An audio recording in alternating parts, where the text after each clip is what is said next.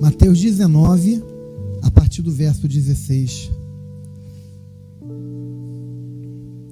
Eis que alguém se aproximou de Jesus e lhe perguntou: Mestre, que farei de bom para ter a vida eterna?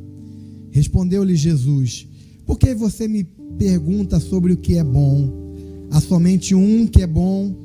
Se você quer entrar na vida, obedeça os mandamentos. Repete comigo: se você quer entrar na vida, obedeça os mandamentos. Quais? Perguntou ele. Jesus respondeu: Não matarás, não adulterarás, não furtarás, não darás falso testemunho, honra teu pai e tua mãe, e amarás o teu próximo como a ti mesmo. Disse-lhe o jovem: Tudo isso tenho obedecido, o que me falta ainda? Pergunta para o teu irmão: o que me falta ainda? Jesus respondeu: Se você quer ser perfeito, vá, venda os seus bens, dê o dinheiro aos pobres, e você terá um tesouro nos céus. Depois venha e siga-me. Ouvindo isso, o jovem afastou-se triste, porque tinha muitas riquezas.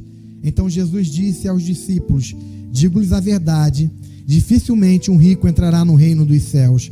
E lhes digo ainda: é mais fácil passar um camelo pelo fundo de uma agulha do que um rico entrar no reino de Deus. Ao ouvirem isso, os discípulos ficaram perplexos e perguntaram: Neste caso, quem pode ser salvo? Jesus olhou para eles e respondeu: Para o homem é impossível, mas para Deus todas as coisas são possíveis. Então Pedro lhe respondeu: Nós deixamos tudo para seguir-te. Que será de nós? Jesus lhe disse: Digo-lhes a verdade, por ocasião da regeneração de todas as coisas, quando o Filho do Homem se assentar em seu trono glorioso, vocês que me seguiram também se assentarão em 12 tronos para julgar as 12 tribos de Israel. E todos os que tiverem deixado casas, irmãos, irmãs, pai, mãe, filhos ou campos por minha causa, receberão 100 vezes mais. Repete comigo: 100 vezes mais. E herdarão a vida eterna. Contudo, muitos primeiros serão últimos, e muitos últimos serão primeiros. A história desse jovem rico é uma história conhecida. Ele era um jovem que tinha uma boa reputação. Ele guardava os mandamentos segundo o que ele mesmo declarou, e Jesus não contestou a sua informação. Ele perguntou a Jesus: o que devo fazer para poder herdar a vida eterna? E aí Jesus fala dos mandamentos que ele precisava guardar e obedecer. E é bom sempre lembrar que as Escrituras afirmam que os mandamentos do Senhor não são pesados, não são difíceis, não são algo que se tornam um peso na nossa vida. Os mandamentos do Senhor não são pesados. E aquele jovem falou: olha, eu tenho procurado observar desde a minha mocidade, eu tenho procurado guardar os mandamentos, eu tenho procurado fazer o que é correto. Mas Jesus olha para ele, conhecendo o íntimo do seu coração, faz uma afirmação que mudou a sorte, mudou o destino daquele jovem. E não mudou para o bem, mudou para pior. Jesus fala para ele: ainda te falta alguma coisa. Querido irmão, querida irmã, quando o Senhor olha para nós, por melhores que nós possamos aparentar à vista dos outros, Ele olha no mais profundo do nosso ser e Ele conhece exatamente as nossas limitações, as nossas dificuldades. Ele sabe exatamente quem está ocupando o lugar de Deus na nossa vida. Quem é o ídolo que nós cultivamos? Quem é o Deus que está acima do nosso Deus? Ele olha no íntimo daquele homem e fala: ainda te falta uma coisa. Existe uma coisa na sua vida que tem mais valor do que eu, que tem mais valor do que tudo isso que você falou, que você faz em relação a Deus. Existe algo que ocupa um lugar especial no seu coração. Existe algo tão importante para você, que você precisa ser capaz de abrir mão disso para verdadeiramente me seguir. Ainda te falta uma coisa. Tenho ouvido falar de pessoas que estão há muito tempo na igreja, participando das atividades da igreja, se envolvem com um monte de coisas, mas quando chega um momento como esse, ficam tremendamente ou aborrecidas, ou entristecidas, ou indiferentes. O que está faltando em você? Por que você não consegue entender que é uma bênção ser um fiel dizimista, que é uma bênção ofertar na casa de Deus.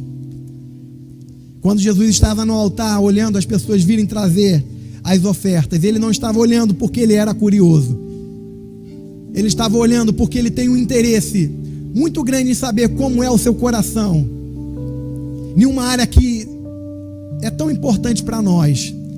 E às vezes para algumas pessoas é uma área tão importante, mas tão importante, que ocupa um espaço, um nível maior do que Deus.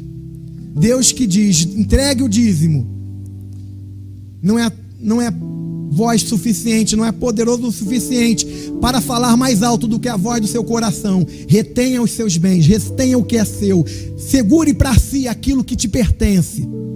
Aquele jovem, quando foi confrontado por Jesus, Jesus sabia que o que ele havia falado era verdadeiro, mas ele olhou no íntimo do seu ser e falou: está faltando uma coisa em você, ainda te falta uma coisa. E essa coisa que está faltando você entregar pode separar da vida eterna. Irmãos, uma vez eu ouvi o R. Soares responde. Vocês já viram isso na televisão? Impossível você nunca ter visto. Ele está nos canais quase que o dia inteiro. Você muda de canal, enquanto você está mudando de canal, você passa por ele. RR responde. E aí uma das perguntas foi: uma pessoa que não entrega o dízimo, ela é salva? E aí o RR respondeu que não. Num primeiro momento eu não concordei com ele. Eu falei: rapaz, o varão está sendo muito radical. Mas depois não me pronunciei, só pensei. Eu fui analisando, e aí existem coisas distintas. O princípio que se aplica à resposta que ele deu se aplica a várias áreas da nossa vida. Uma pessoa que roubou alguma coisa, ela perde a salvação? É claro que não. Amém? Se ela se arrepender, ela está perdoada e a salvação dela está ali. Mas uma pessoa que vive roubando e não se arrepende, continua roubando, e aquilo não é indiferente para ela, ou continua mentindo, ou continua ali na prostituição. Ela não se prostituiu uma vez só e se arrependeu e chorou e se humilhou, foi perdoada e consertou. Não, ela continua vivendo aquele tipo de vida. Essa pessoa não é salva. Uma pessoa que não obedece o mandamento de devolver os dízimos, Malaquias diz que rouba a Deus, e ela não se arrepende, continua fazendo. Ela é membro da igreja. Jesus Cristo deu um pontapé na traseira do capeta. Você pode rir, mas tem uma igreja com esse nome. Jesus Cristo deu um pontapé na traseira do capeta. Ela é membro de lá, não é nem membro daqui. Ela não entrega o dízimo. Ela está fazendo a mesma coisa que a pessoa que rouba, ou se prostitui, não se arrepende do pecado e não abandona o seu pecado. Daí a conclusão de que o R.R. Soares respondeu de forma correta. Jesus falou para aquele jovem rico: ainda te falta uma coisa. Jesus não costuma pedir para nenhum de nós: pega tudo que você tem, vende, entrega de oferta na igreja, ou então dá para os pobres. Jesus não costuma fazer isso para todas as pessoas. Jesus nunca fez isso para mim, nunca faz isso para todas as pessoas. Mas Deus sempre vai pedir de você aquilo que é mais importante do que Ele no teu coração. Se você cultivar um Isaac na sua vida, o meu filho, que filho abençoado, que filho amado, que filho maravilhoso, vai ser aí que Ele vai te tratar. Que esposa maravilhosa, que coisa linda, eu casei com que esposa maravilhosa. Agora não, eu vou perder o meu tempo indo para o culto, se eu posso estar com essa esposa passeando numa região de praia ou de montanha, ou num cinema num domingo. Essa esposa, esse marido maravilhoso, que coisa linda. É exatamente aí que Deus vai tocar. Deus não aceita o segundo lugar na vida de ninguém. Ele diz: ainda te falta uma coisa, vai, vende tudo que você tem, dê aos pobres, depois vem e segue-me. Aquele jovem se entristeceu, não seguiu a Jesus, não se tornou um discípulo de Jesus. Aquele jovem poderia ter entrado no registro bíblico como alguém que foi usado para fazer coisas tremendas na presença de Deus, mas ele simplesmente foi apagado e foi registrado como alguém que não teve uma atitude de colocar a Deus na sua vida de tal sorte em primeiro lugar, ao ponto de entregar tudo o que ele tinha. E aí Jesus fala para os discípulos: é mais fácil um rico, um camelo passar pelo fundo de uma agulha do que um rico entrar no reino dos céus.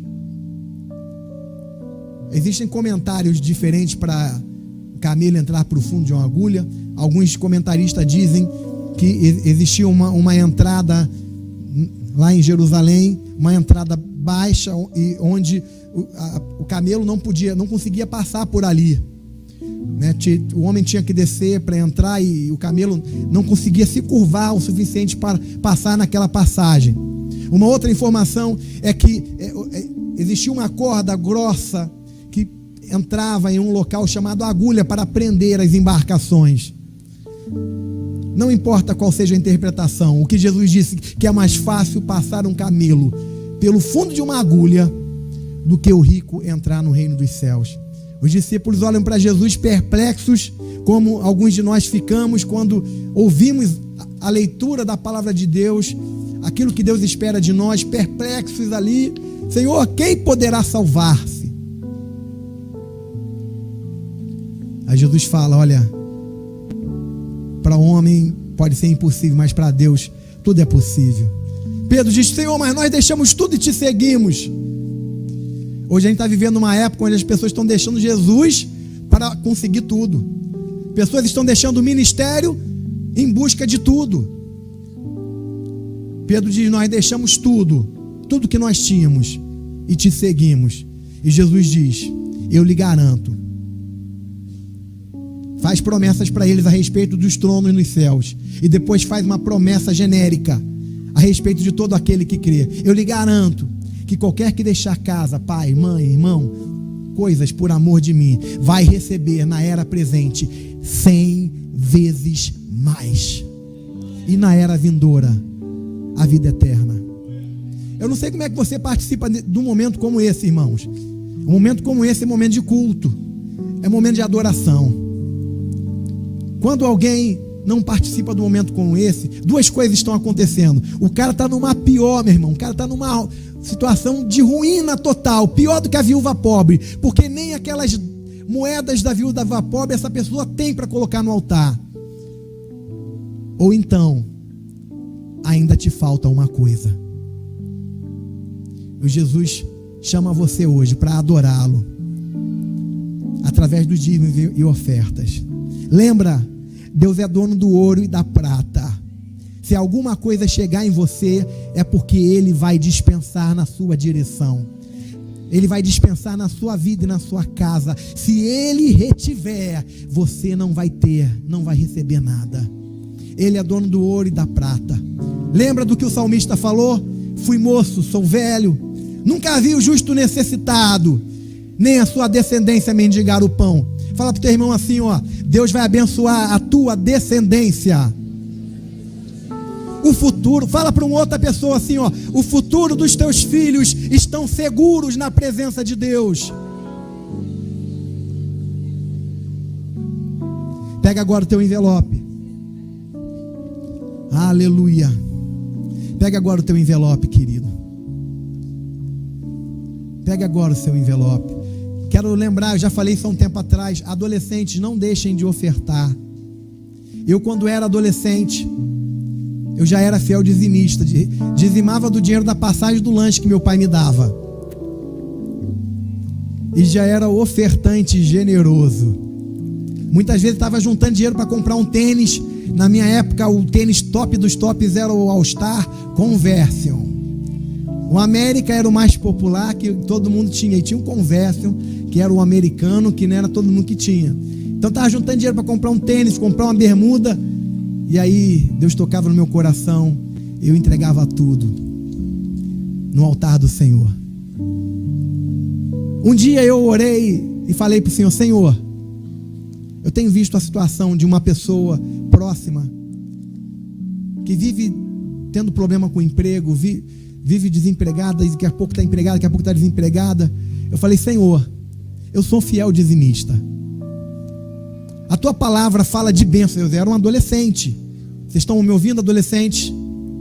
Olhem para mim, adolescentes. Estão me ouvindo?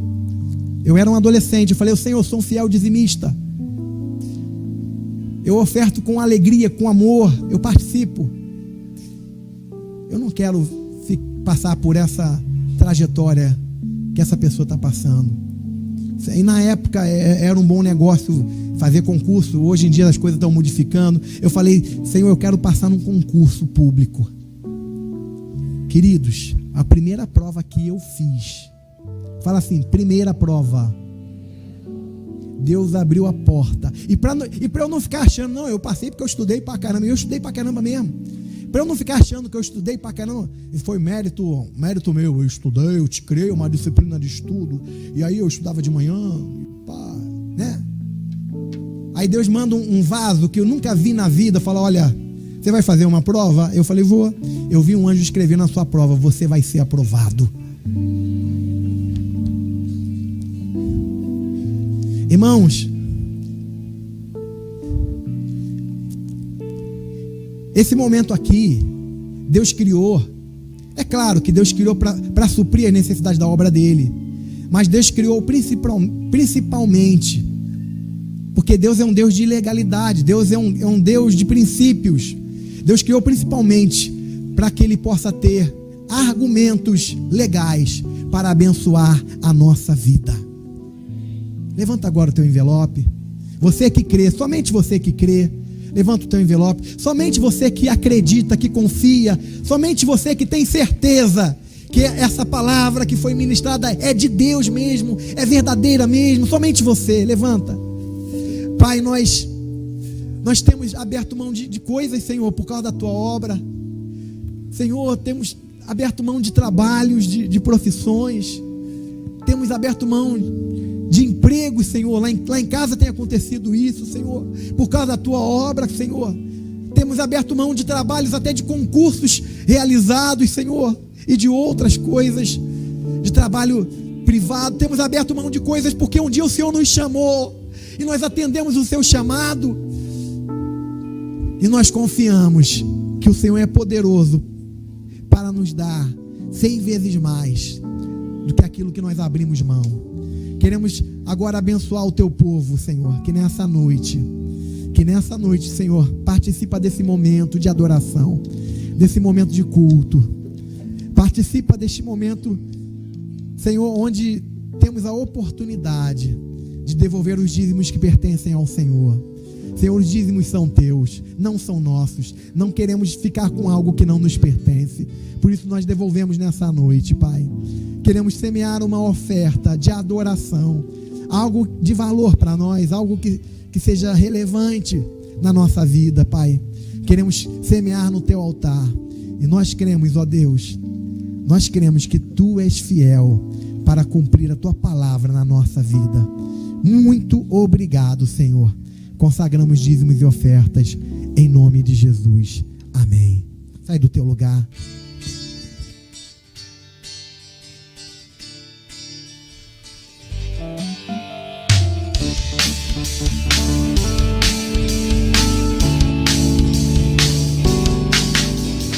Diante do trono, Senhor, quero levar minha oferta de amor.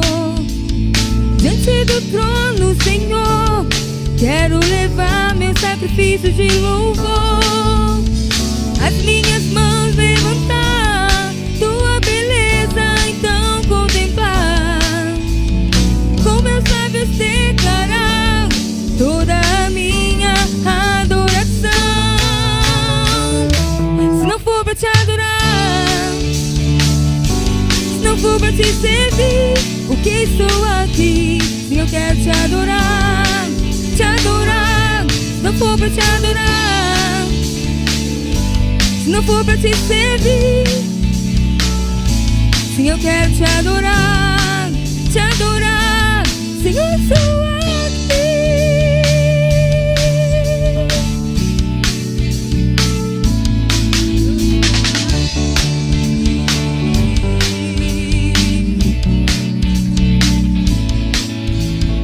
Diante do trono, Senhor, quero levar minha oferta de amor.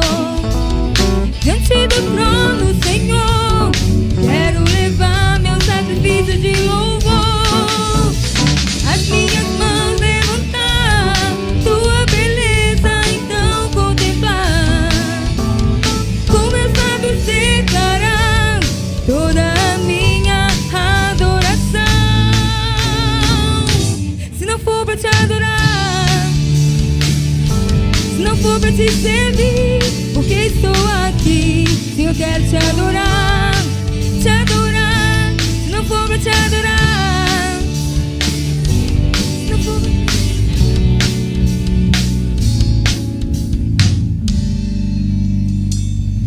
Boa noite, a paz do Senhor. Estou aqui mais um domingo, alegre, por mais uma oportunidade de falar um pouco para vocês sobre a obra missionária que a nossa igreja participa, né? Nós estamos juntos fazendo missões, né? Missões mundiais, né? Nós estamos juntos com mais de 1.800 missionários no campo missionário para pregar o evangelho para aqueles que ainda não conhecem a Jesus. Se vocês não sabem, eu estava lendo essa semana sobre a janela 1040, são mais de 62 países que ainda não ouviram falar do nome de Jesus Cristo. Mais de milhões e milhões de pessoas ainda não conhecem, né, o nosso Senhor Jesus Cristo. Então, esse é um motivo, né, que nos faz ficar muito mais incentivado a participar de uma obra, de uma campanha como essa, uma oportunidade que nós temos para abençoar, para alcançar vidas. E um outro motivo é que também nós temos que estar muito felizes porque os nossos pastores permitem isso, né, que a nossa igreja participe, né? Eu participo, né, do acampamento de promotores de missões e lá eu conheci vários promotores de missões que os seus pastores não permitem que faça missões na sua igreja. E eles estavam indo, né, para que eles mesmos façam missões. Né? Eles estavam indo para aprender, para conhecer missionários, né, para levar a obra missionária para outras pessoas e ajudar essas pessoas que estão no campo missionário. Então também é um motivo de alegria, de nos alegrar pela vida dos nossos pastores, que permite a nossa igreja participar dessa campanha. Né? E o valor arrecadado, é bom lembrar, que é totalmente, né, direcionado para os campos missionários. Né? Então eu vim hoje, bem rápido, trazer para vocês um projeto que eu pesquisei essa semana e que mexeu muito comigo por causa que fala de crianças, né? E muitas crianças na Índia estão sendo usadas, exploradas, né, como objeto sexual. Então esse projeto ele mexeu muito comigo porque a justiça não faz nada para que essas crianças possam ter um estudo, possam ter uma saúde, né, possam ter uma segurança. E esse projeto é o projeto Meninas da Índia.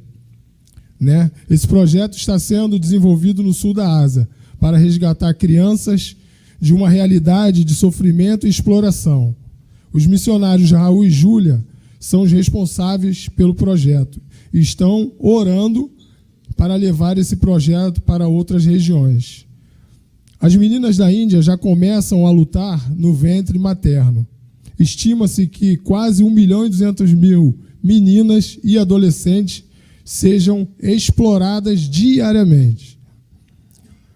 São vítimas de tráfico humano, abandono, exploração sexual e expostas a todo tipo de violência. A Índia é um dos piores lugares para uma criança viver. O projeto Meninas da Índia já alcançou cerca de 25 meninas. Cada uma dessas meninas tem um passado para contar. Umas foram abandonadas, outras recolhidas de áreas de prostituição, Mas agora todas têm uma nova história. Elas receberam uma esperança e vivem com uma verdadeira família. Essas crianças passaram a ter um lar, um acesso à educação, lazer e cuidado de saúde. Essas crianças, quando eu falo crianças, meninas, né? Vocês podem estar imaginando uma menina de 18, uma menina de 17. Não, são meninas a partir de 5 anos de idade. Essas meninas, elas são retiradas das suas próprias casas. Muitas vezes os pais levam elas para a prostituição para que tenham uma renda na sua casa. E essas meninas, a partir dos 5 anos de idade, já estão sendo abusadas sexualmente, né? E missões mundiais, os missionários Raul e a sua esposa Júlia estão ali trabalhando arduamente e já conseguiram resgatar 25 meninas, né? E uma dessas meninas já está estudando, né? Ele relata nessa história que uma delas, na sala de aula, a professora pediu para uma das meninas, né, um dos alunos, citar um poema, todos ficaram calados, né? E essa menina que faz parte desse projeto, ela se levantou e falou que não sabia citar um poema, mas sim um salmo. E ela citou um salmo e orou logo depois que citou o salmo. A sala toda se calou, a professora começou a chorar, e a professora chamou ela e pediu para que todo dia ela fizesse a mesma coisa. Então essa menina já é um instrumento na mão do Senhor, evangelizando várias pessoas do seu país. Através desse projeto, através do cuidado, do ensinamento desses missionários, essas crianças estão sendo resgatadas, essas crianças já estão crescendo com a mente de Cristo. Claro, as suas famílias também vão ser alcançadas.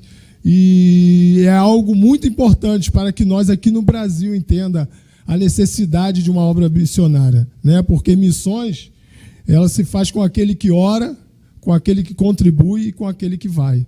Então nós estamos envolvidos, né? Nós podemos fazer alguma coisa, né? Nós podemos participar de uma obra tão maravilhosa que com certeza nasceu no coração de Deus.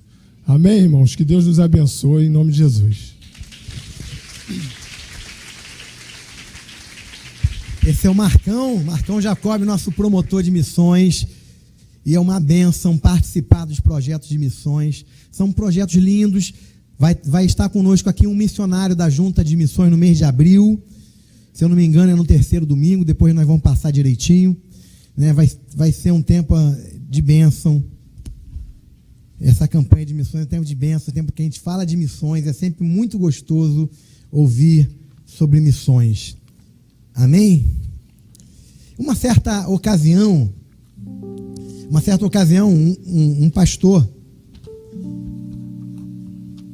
ele compartilhou, não sei se isso é uma piada ou se aconteceu de verdade, ele compartilhou que na sua igreja tinha um irmão. Alguém esqueceu uma caneta aqui, pega para você, Vanão. Pastora, aqui no púlpito a gente encontra de tudo, até celular de vez em quando tem aqui, quando eu venho pregar, celular, caneta. Ele compartilhou o seguinte, que tinha um irmão na igreja dele, todas as vezes que ele pregava, esse irmão falava para ele assim: pastor, ele tinha um hábito de cumprimentar as pessoas no final do culto, né? Ele fala: pastor, que excelente mensagem para o irmão fulano. Aí no outro dia o pastor pregava, ele: pastor, que mensagem maravilhosa para o irmão ciclano. E todo dia ele dizia que a mensagem era para alguém. E o pastor já estava ficando encasquetado com aquilo. Pô, nunca a mensagem é para ele, sempre é para alguém. Aí teve um dia que choveu demais, encheu, inundou, né? O pessoal tinha que passar por uma pontezinha para chegar na igreja, né? A água transbordou ali, não pôde passar ninguém. Só quem conseguiu chegar, porque chegou antes da chuva, foi o pastor e esse irmão. Aí o pastor falou: não, hoje esse indivíduo não escapa. O pastor subiu, pregou como nunca. Quando terminou de pregar, foi até a porta, recebeu o cumprimento, o irmão foi falar com ele: é, pastor, excelente mensagem, pastor, hoje foi para o senhor mesmo. Amém. Eu acho que isso é uma piada, mas é extremamente é útil para a gente poder entender que Deus sempre fala com a gente, amém? Deus sempre quer falar com a gente. Eu quero compartilhar nessa noite sobre o tema 3 premissas importantes na vida do cristão. 3 premissas importantes na vida do cristão. A primeira que eu quero compartilhar está em 1 João 2, de 15 a 17. 1 João, capítulo 2, do 15 até o 17.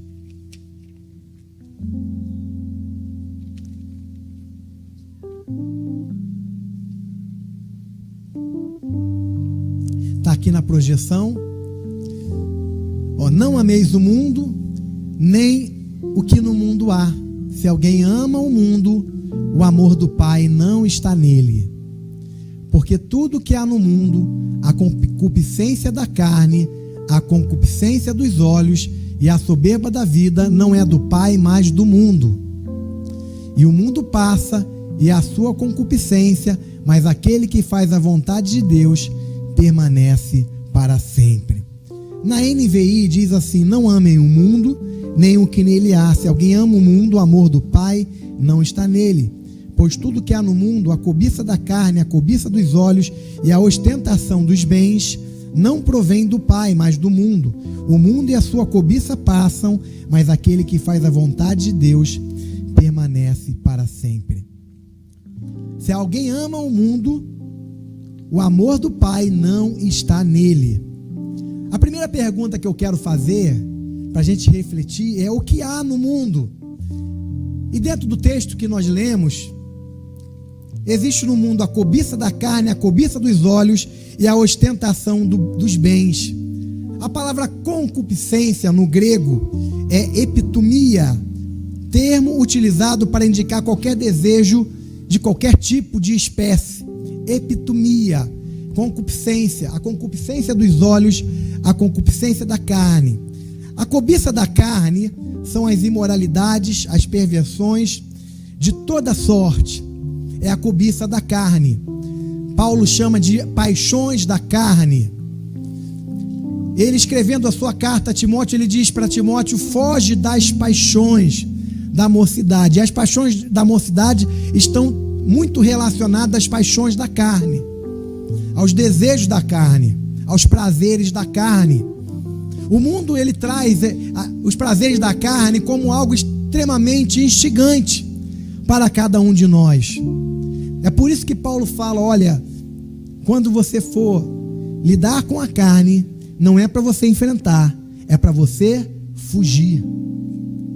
Fugir. Quando Tiago escreve em relação a Satanás, é Pedro mesmo, ele diz: resistir ao diabo e ele fugirá de vós. Mas Paulo, escrevendo em relação às paixões da mocidade, ele diz: foge das paixões da mocidade. Não amar o mundo é algo que nós precisamos desenvolver, irmãos. A Bíblia diz que quem ama o mundo, o amor do Pai não está nessa pessoa. Não amar o mundo é algo que nós precisamos ter a convicção no nosso coração: olha, eu não amo o mundo, eu não amo as coisas do mundo, porque está escrito na Bíblia que quem ama o mundo, o amor do Pai não está nessa pessoa. A cobiça da carne precisa ser vencida. A cobiça da carne precisa ser deixada, precisa ser abandonada. Porque quando nós vivemos a nossa vida impregnados com a cobiça da carne, a consequência é que nós ficamos debaixo de um cativeiro espiritual muito grande. Muito grande. Uma pessoa escravizada pelas suas paixões, pelas suas concupiscências, ela não consegue crescer espiritualmente. Ela não consegue dar fruto. Ela não consegue expressar Cristo, porque ela está tomada pelas suas paixões, pelas suas concupiscências. Por isso a primeira premissa é não amar o mundo. Fala da cobiça da carne, a cobiça dos olhos. O que são as cobiças dos olhos? São as muitas tentações que vêm mediante a vista, mediante a contemplação das vantagens terrenas, como riquezas, famas, prazeres, orgulhos da vida, que torna o homem egoísta, que faz dirigir a sua vida para si mesmo, em que o eu se torna o seu Deus. A concupiscência dos olhos faz com que você trabalhe, com que você invista a sua força, a sua energia naquilo que os seus olhos estão desejando, naquilo que você está contemplando. E as concupiscências dos olhos são muito perigosas, porque, como eu ministrei há um tempo atrás, a janela da alma são os olhos. Se os teus olhos forem bons, todo o teu corpo será bom. Se os teus olhos forem maus, todo o teu corpo estará em trevas. Nós precisamos cuidar, irmãos, em relação ao amor do mundo, no que diz respeito à concupiscência dos olhos. Aonde você tem colocado seu olho? Seu olho? Seu óleo é forte, né? Seu óleo da unção. O meu óleo está aqui embaixo do púlpito. Onde você tem colocado o seu olho, meu irmão? Quais são os programas de televisão que você assiste? Você abre uma janela nos olhos e também abre uma janela da audição. As más conversações corrompem os bons costumes. Se você tem um colega na escola que fica o tempo todo falando bobagem, e você fica ali ouvindo, conversando com ele, daqui a pouco você está se comportando igual a ele. As más conversações, não vos enganeis, as más conversações corrompem os bons costumes. Eu estou falando em não amar o mundo. Infelizmente, irmãos, um número cada vez maior de pessoas estão amando o mundo, estão deixando de amar o Senhor, porque não há como você amar o mundo e amar ao Senhor. João diz que quem ama o mundo, o amor do Pai não está nele. Não tem como a gente desenvolver cada vez mais o nosso amor pelo mundo. Eu falei de amar o mundo, eu lembrei agora de guloseimas. E lembrando de guloseimas, Cláudia Guedes, gente, eu fiquei impactado, minha irmã.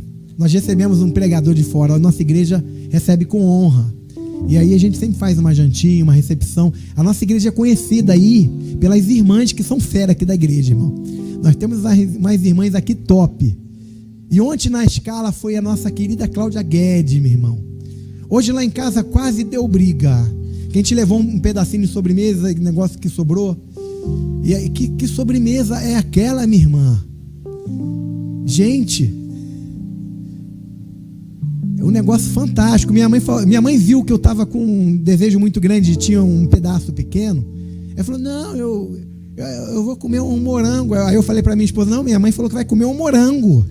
Eu encorajei ela a comer um morango. Mas infelizmente a Cristiane, não, ele já comeu um pedacinho dele. Pedacinho que deixaram para mim. Caíram dentro. Cláudio, Deus te abençoe, minha irmã, viu? Os irmãos que vêm aqui, eles saem daqui, eles gostam da nossa igreja, porque a gente recebe bem, eles se sentem honrados. As nossas queridas irmãs, a gente recebe bem na recepção, o Marcelo chega junto, dá um cafezinho, eles são recebidos bem na igreja, gostam da atmosfera daqui, quando estão ministrando. Depois, a gente não manda os caras embora com fome, nem manda comer uma coxinha de galinha na cantina. Geralmente, quando a gente pode, a gente oferece um jantarzinho que as irmãs preparam com amor e carinho. E os irmãos saem daqui se sentindo honrados e amados. Porque fazer a obra de Deus não é fácil. E eles são recebidos com honra nesse lugar. E eu quero que vocês aplaudam o Senhor pela vida dessas irmãs que nos ajudam a receber os pregadores com honra. Nós temos uma turma de fera aqui na igreja, só tem craque. Que Deus abençoe vocês. Oi? Nós temos só top aqui, Masterchefs. Amar o mundo fala de cobiça da carne, fala de cobiça dos olhos. A maioria dos pecados que nós cometemos, eles não acontecem por acaso.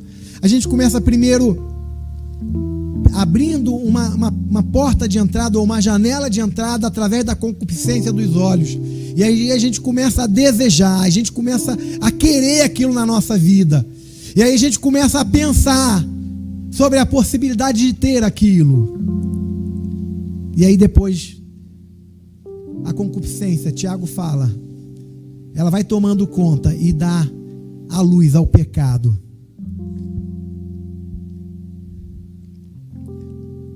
Por isso nós precisamos cuidar em relação a nossos olhos, a janela da alma. E a terceira coisa relacionada ao que há no mundo são as ostentações do bens. Na outra versão diz a soberba da vida. São pessoas que são movidas pelo desejo de adquirir. São pessoas que são movidas pelo desejo de ter mais. São pessoas que são movidas a tal ponto que são capazes de abandonar a família, não por causa de Jesus, abandonar ministério, abandonar tantas coisas, por uma ambição, por um desejo de adquirir, por um desejo de ter, por um desejo de conquistar.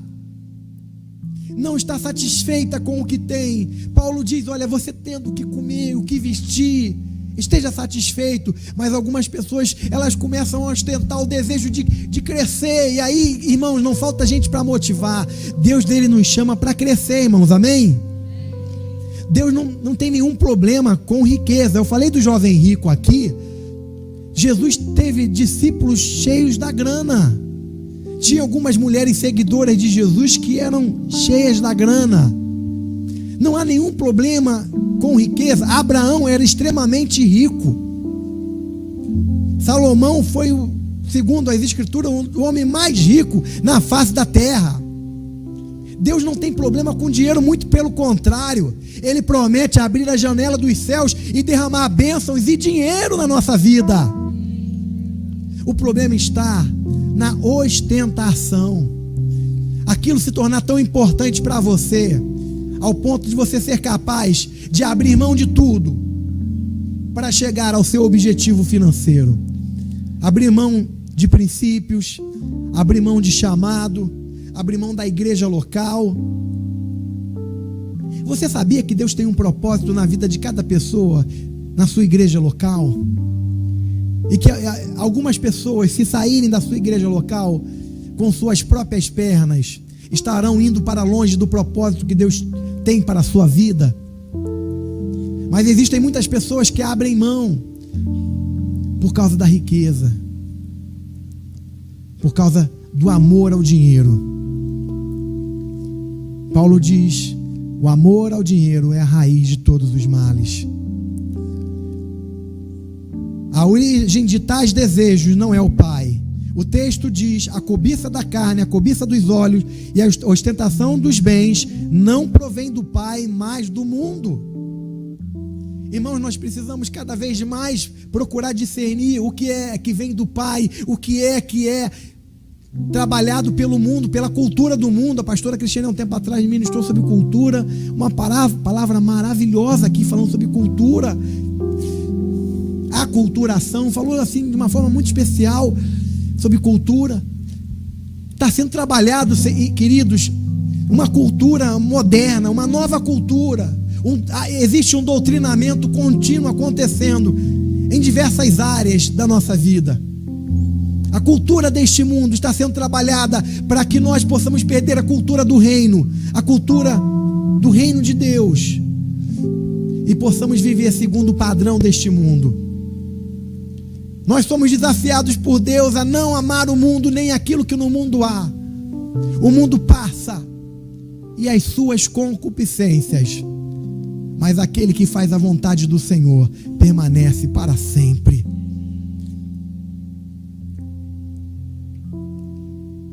Não ame o mundo.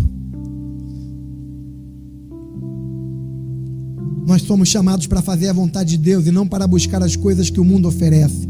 Então eu quero fazer uma pergunta: é errado usufruir de bens materiais? É errado você querer comprar um carro melhor?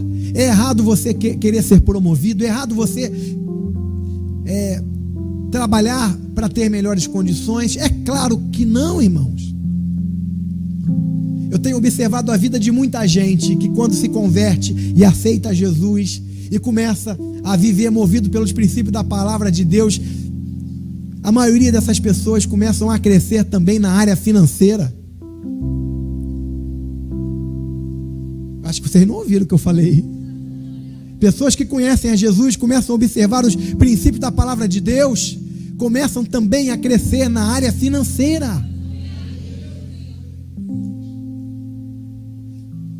A Bíblia, um dos assuntos que a Bíblia mais fala é dinheiro. Se você pegar as parábolas de Jesus, mais de 70% das parábolas de Jesus falam de dinheiro.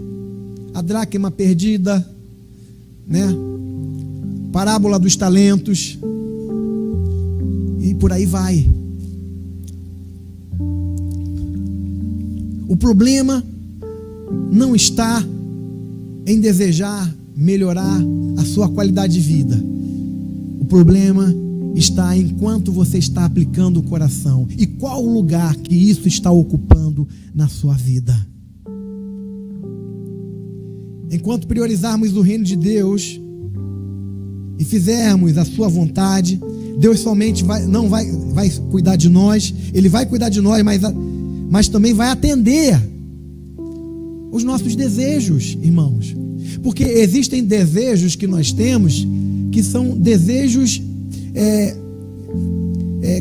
como se diz, são desejos legítimos. Por exemplo, poxa, eu queria ter condições nesse calor aqui do Rio de Janeiro de ligar o ar-condicionado todas as noites e poder pagar a conta de luz sem fazer gato. Amém? Crente que faz gato vai para o céu? Irmão, é o mesmo princípio que eu falei do dízimo. Se você fez um gato, se arrependeu, tirou, você está perdoado, você vai para o céu. Mas se você fez o gatinho ali e vive ali no teu gatinho, não se arrepende, é o mesmo princípio, amém? O cara, esse mês lá, ele se enrolou, fez besteira, não entregou o dízimo. Se arrependeu, está perdoado, vai para o céu. Agora, se ele vive o tempo todo, não vou obedecer, não vou dar, não concordo com isso, não sei o que, não sei o que lá. É o mesmo princípio do gato. Só muda o pecado, mas o princípio é o mesmo. Vocês estão entendendo, amém? É legítimo você desejar coisas boas, é legítimo você desejar, poxa, eu quero ter condições de pagar um curso de inglês para o meu filho, né? Mas uma coisa é o nosso desejo, outra coisa é a nossa possibilidade. Nós não podemos andar no mundo da irrealidade. Um grande número de pessoas estão se endividando na igreja porque estão querendo fazer aquilo que não tem condições de fazer. Estão colocando o filho para estudar numa escola que está acima do seu orçamento. Estão comprando coisas para si, comprando um carro que é prestação, o seu orçamento não comporta. Isso também é pecado. Porque está escrito: a ninguém devais coisa alguma. E aí começa a dever a Deus e o mundo. Pecado. Precisa se arrepender. É legítimo você querer dar o melhor para sua esposa. Esse ano nós vamos fazer 25 anos de casado, querida. Na nossa lua de mel, nós fomos para Arraial do Cabo, num fusquinha verde, emprestado do meu cunhado. E ele botou a gasolina, que eu não tinha dinheiro para botar a gasolina. O dinheiro que a gente passou a lua de mel em Arraial do Cabo foi o dinheiro da gravata. Por isso, meu irmão, eu sempre semeio na vida de todo mundo que casa. O cara chegou com a gravatinha ali, pelo menos R$50 eu vou jogar ali para semear na vida do cara. Porque eu sei o quanto abençoou a minha vida.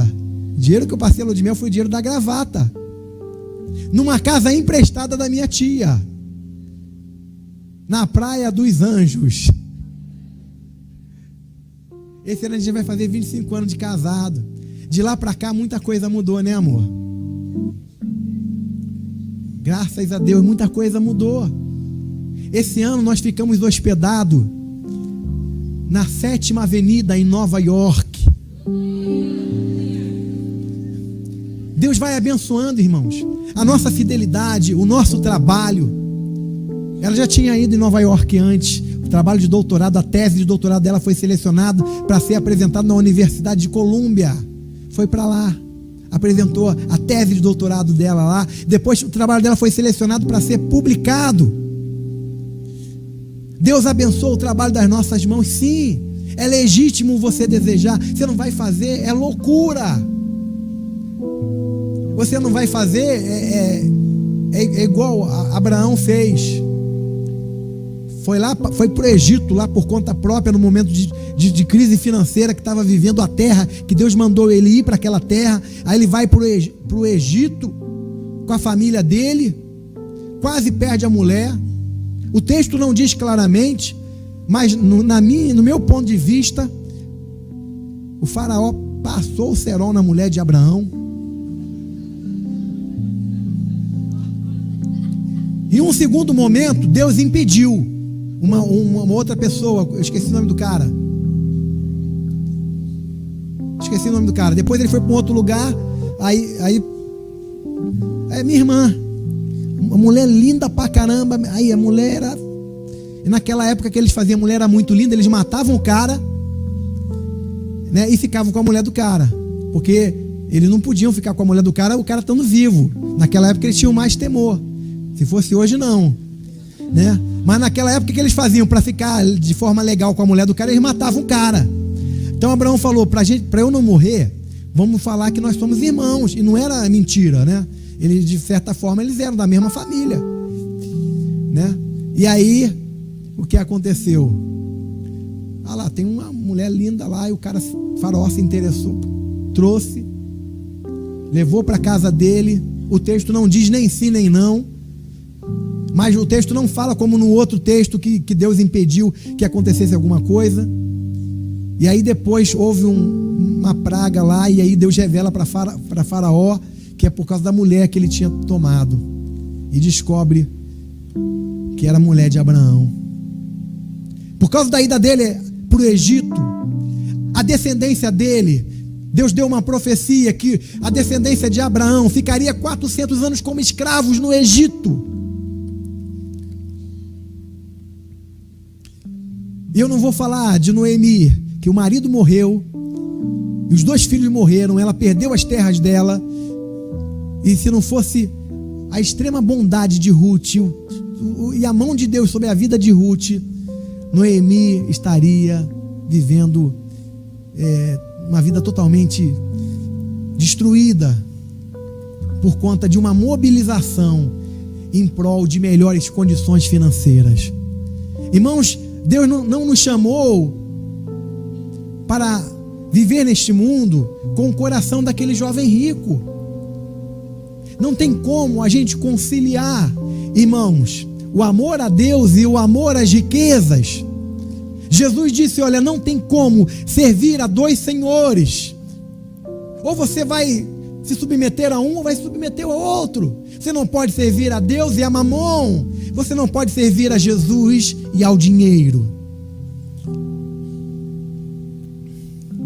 A primeira premissa: não amar o mundo. E a segunda está em 1 João, capítulo 2. Mesmo livro, mesma carta de 1 João, capítulo 2, versículo 20 e 27. Eu vou ser mais rápido por causa do tempo. Olha só o que o apóstolo João diz: mas vocês têm uma unção que procede do santo, e todos vocês têm conhecimento. Olha só o 27. Quanto a vocês, a unção que receberam dele permanece em vocês. Não precisam que alguém os ensine, mas como a unção dele recebida, que é verdadeira e não falsa, os ensina acerca de todas as coisas, permaneçam nele como ele os ensinou. Nós temos uma unção interior, irmãos, que procede do santo. Existe um falar de Deus no nosso interior. Muitas vezes as pessoas falam: olha, Deus falou comigo. Aí, normalmente você não ouviu uma voz audível. Normalmente é um falar interno relacionado à unção interior. E muitas vezes essa unção interior, ela fala através de uma sensação, de um sentimento. Eu não sei quantos de vocês aqui alguma vez foi fazer algum negócio, foi comprar um carro ou fazer algum negócio, e quando estava quase fechando, você sentiu um desconforto muito grande na hora de fechar. E aí você desistiu, né? Ou então você foi adiante e quebrou a cara. Eu não sei se alguém aqui já passou por isso. Alguém já passou por isso? Ia fazer uma coisa, sentiu um desconforto interior e resolveu não fazer? Alguém já passou por isso aqui? Precisamos fazer um apelo de salvação nessa noite, porque todo crente precisa ter essa voz interior direcionando. E se você não passou por isso, é porque você não está acostumado a ouvir a voz de Deus. Existe uma unção interior dentro de nós, que nos guia, que nos conduz. Crente não entra em furada. E quando ele entra, na mesma hora ele sabe que entrou. Ele não continua na furada achando que está numa boa.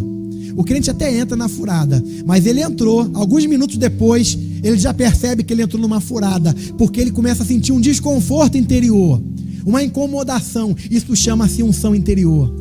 A unção interior nos ensina todas as coisas. Você não precisa que alguém diga para você: ah, meu irmão, isso que está fazendo é errado. Porque você tem essa voz interior. Quando a gente começa a fazer alguma coisa errada, nós nos sentimos extremamente incomodados. A unção interior nos ensina todas as coisas. Sempre que cometemos erros, e não precisa ser pecado, basta que façamos alguma coisa que Deus não quer que nós façamos, que não era para nós fazermos. A unção interior, ela sinaliza que estamos no caminho errado. A unção interior é o falar do Espírito Santo ao nosso espírito. O Espírito Santo fala a nós diretamente ao nosso espírito. Nós somos tripartidos, nós somos compostos por espírito, alma e corpo. E o nosso eu verdadeiro é o nosso espírito humano. O Espírito Santo, ele fala ao nosso espírito, ele se comunica ao nosso espírito quando nós falamos com ele e nós estamos dispostos a ouvir. É na dimensão do nosso espírito que nós vamos ouvir o que Deus tem a nos dizer. No que diz respeito a ouvir a voz de Deus, a testificação de que é Deus que está falando ao nosso coração vem sempre de forma interior. Deus fala pela palavra, mas Deus fala ao nosso interior através dessa unção interior. É por isso que Mateus capítulo 24, versículo 24 diz que quando aparecerem falsos cristos e falsos profetas realizando grandes sinais e maravilhas, se fosse possível, enganaria até os escolhidos. Porque quando eles começarem a realizar sinais, prodígios, maravilhas, e nós começarmos a observar, a ver o que está acontecendo, a unção interior vai indicar: é um falso profeta. Ele não procede de Deus. Pessoas que são facilmente enganadas são pessoas que não conhecem a palavra e não aprenderam a ouvir a voz da unção interior. A unção interior nos guia. Até para nós orarmos, nós precisamos buscar internamente o que nós vamos pedir, para que a gente não peça qualquer coisa de forma errada. E esse é a terceira premissa que eu quero falar. Aprender a orar segundo a vontade de Deus. Até na hora da gente orar, irmãos, tem gente que sai orando um monte de coisa e ora um monte de coisa e não tem resposta de nada, nada acontece. Até na hora da gente orar, é claro que numa situação de emergência, a gente vai orar mesmo, a gente vai levantar a voz, vai sair clamando espontaneamente, desesperadamente. Mas no nosso dia a dia, sempre que nós vamos orar, nós precisamos buscar internamente sobre o que nós estamos precisando orar.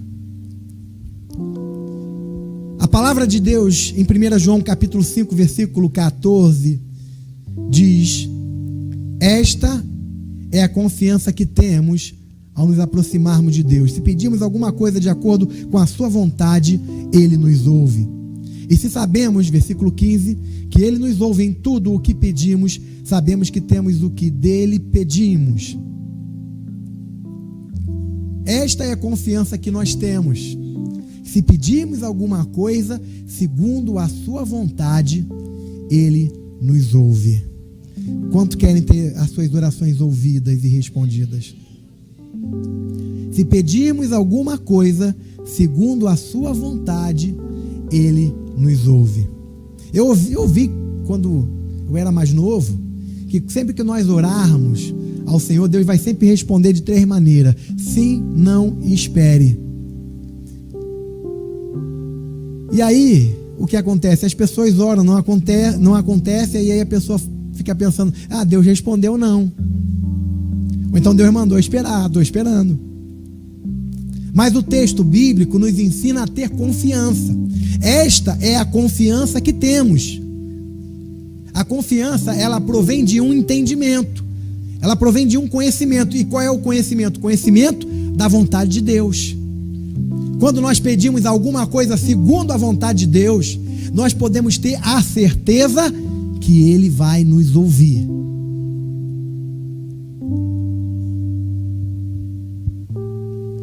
Vocês estão entendendo? Se pedirmos qualquer coisa segundo a vontade de Deus, Ele vai nos ouvir. Esta é a confiança que temos ao nos aproximarmos de Deus. Se pedirmos alguma coisa de acordo com a sua vontade, Ele nos ouve. E sabemos que Ele nos ouve em tudo o que pedimos. Sabemos que temos o que dele pedimos. É uma coisa assim muito, muito lógica que o João trabalha. Olha, se a gente sabe que Ele nos ouve, é óbvio que nós sabemos então que nós recebemos dele aquilo que nós pedimos. Mas então, irmãos, por que oramos tanto e recebemos tão pouco proporcionalmente à nossa oração? A resposta está porque nós pedimos coisas que não estão de acordo com a vontade de Deus.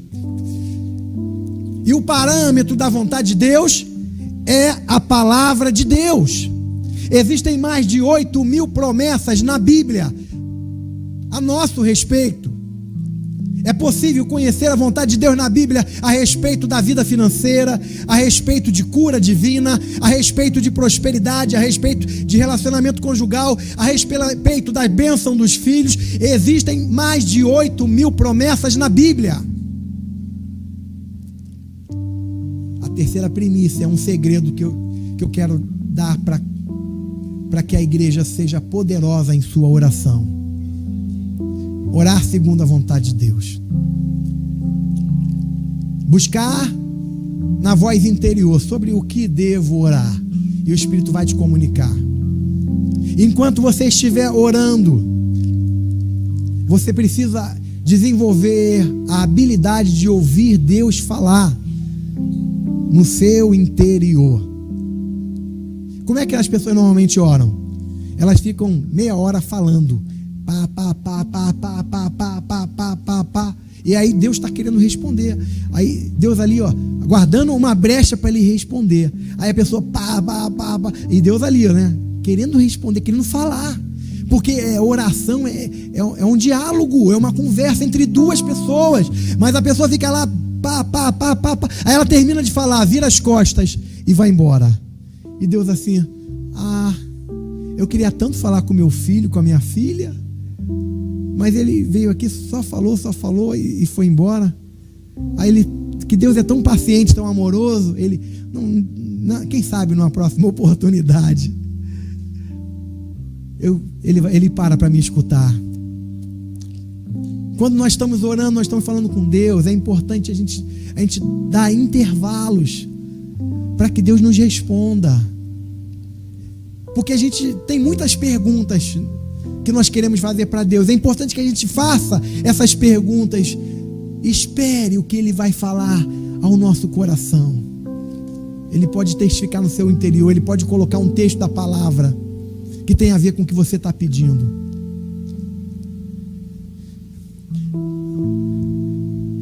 Eu estou falando da unção interior. E aí você vai apresentar ao Senhor as suas orações, já com uma direção que você recebeu no seu espírito. E você vai apresentar essa oração ao Senhor, e essa oração precisa ser de acordo com a vontade de Deus, para que você tenha certeza que Deus vai te responder. E aí o que nós precisamos ter o hábito de fazer? Para cada pedido de oração, é necessário que você tenha uma promessa de Deus, declarando qual é a vontade dele a respeito daquilo que você vai apresentar. Ó Senhor, eu queria tanto que o Senhor me curasse, se for da tua vontade, Senhor. Ó Senhor, salva a minha família, Senhor. Se for da tua vontade, salva a minha família. É o tipo de oração que não vai ser atendida, irmão, porque Deus já revelou a vontade dele na palavra dele. Nós já sabemos na Bíblia que é a vontade de Deus salvar a nossa família. Nós já sabemos na Bíblia que é a vontade de Deus nos curar de toda enfermidade. Na verdade, o texto bíblico diz que Ele levou sobre si as nossas enfermidades. Nós já conhecemos a vontade de Deus a respeito de diversas áreas que nós vamos pedir em oração. O que vai determinar se o nosso pedido vai ser atendido é que esse pedido seja respaldado pela palavra de Deus. Crie o hábito, irmão. Antes de orar, você quer orar porque acha que você precisa de provisão financeira? Coloca textos da palavra que falam sobre provisão financeira. Você quer que uma porta se abra? Tem textos na Bíblia que falam de portas se abrindo a nosso favor. Você está se sentindo muito triste? Existem textos na Bíblia que falam da alegria daquele que teme ao Senhor, daquele que ama ao Senhor, que anda no caminho do Senhor. Existe promessa para tudo, querido. Se nós orarmos segundo a vontade de Deus, Ele irá nos ouvir. Tem pessoas que usam o texto do Getsemane, a oração consagratória de Jesus no Getsemane. Pai, se for possível, passa de mim esse cálice, mas não seja o que eu quero, seja a tua vontade. Aquela foi uma oração consagratória, irmãos.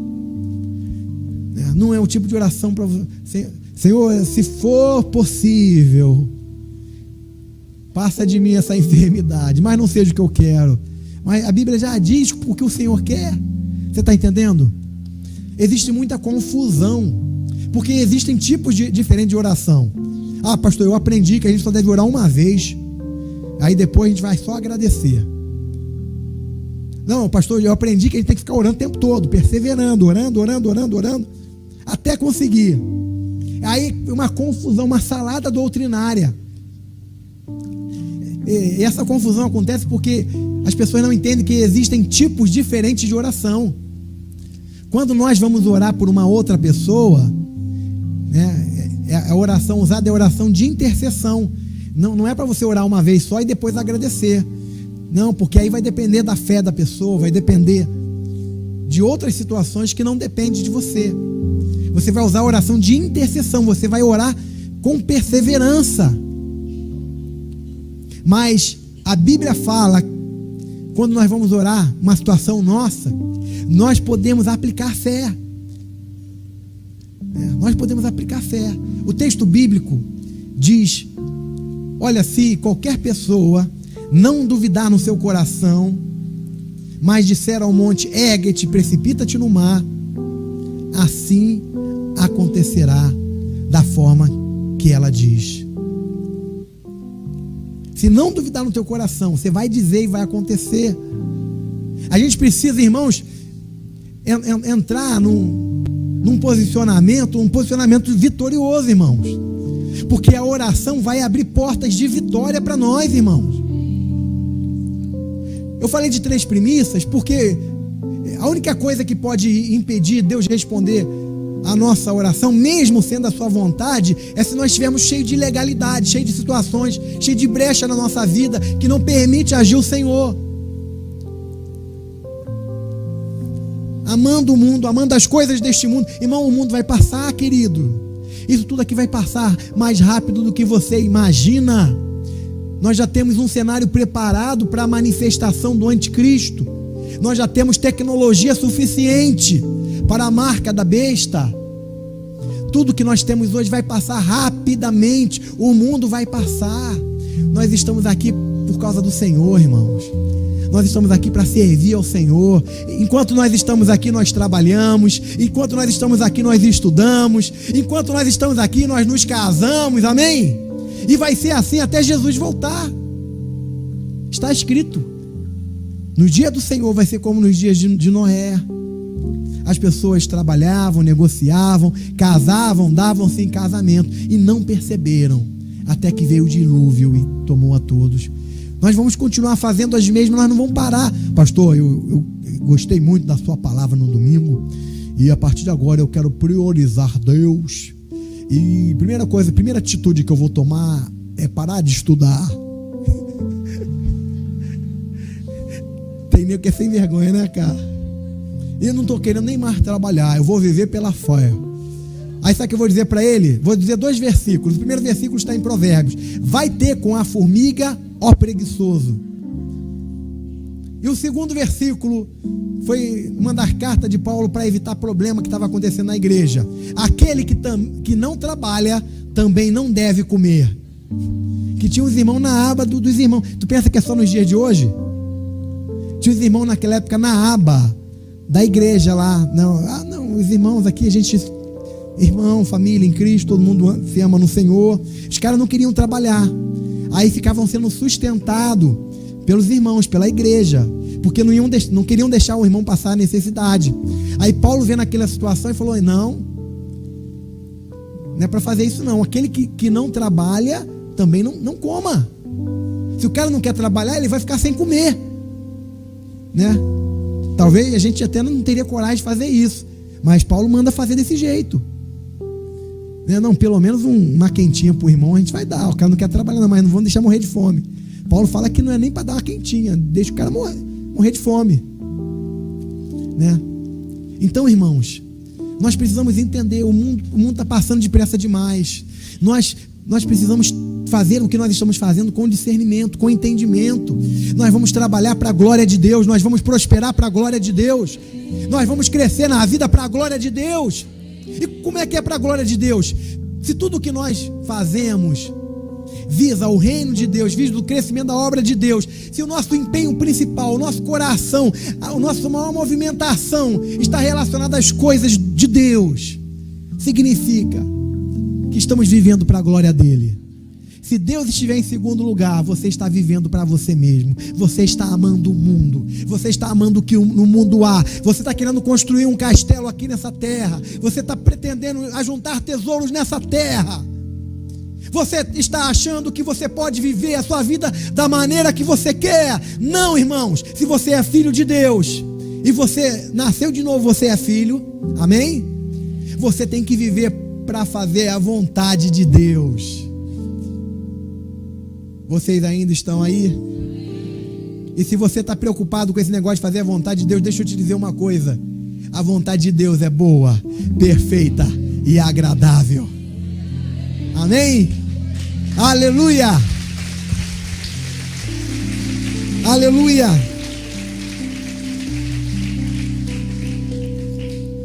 Eu quero terminar essa palavra nesse momento.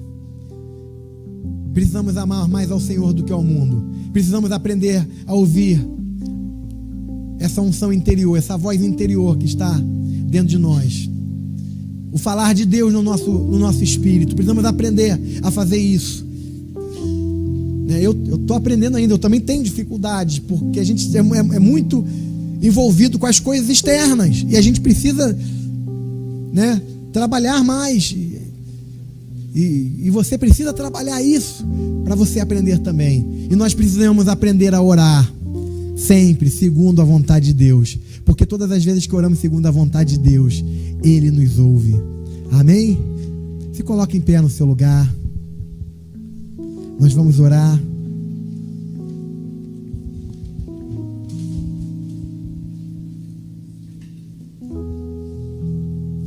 Nós somos filhos e irmãos. Você tem a unção do Eterno dentro de você. Essa unção fala contigo, irmão. Olha só que coisa tremenda. Essa unção interior fala contigo. Essa unção interior sinaliza. Quando você está num ambiente, irmãos, que não é um ambiente para você estar, você começa a sentir um incômodo espiritual. Eu uma vez fui numa festa de crente e cheguei naquela festa de crente. Tudo que tinha lá era de não crente. As músicas de não crente, o ambiente de não crente, a atmosfera de não crente. E eu comecei a sentir um incômodo, uma tristeza por estar naquele lugar. É porque eu sou careta, irmão? Ah, o pastor é caretão, por isso que o pastor... Não, é a unção interior.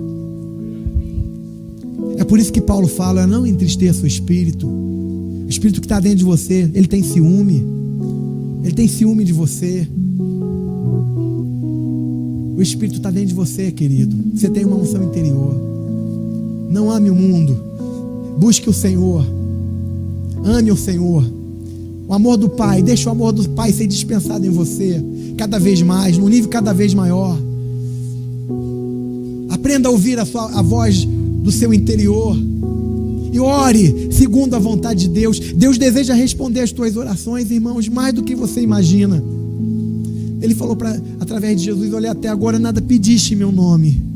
Pedi e recebereis, para que a vossa alegria seja completa. Deus quer ver você se alegrar. Ele quer atender a sua oração para você se alegrar. Pastor, isso não me parece uma coisa espiritual. Deus quer que a gente pague o preço. Deus quer que você pague o preço, sim, irmão. Algumas pessoas Deus está exigindo até que percam a vida por causa do reino em outros países. É verdade, amém? Mas Deus também se alegra em responder a sua oração. Ele quer ver você se alegrar quando Ele responde a sua oração. Quando a gente dá um presente para o nosso filho, principalmente quando é criança, né? A não ser aqueles que estão tão acostumados, recebem tudo que quer, já nem liga mais. Se dá um brinquedo de 5 mil reais, ele pega aquele brinquedo, olha, não te agradece e deixa lá no canto e vai fazer outra coisa. Isso não é normal.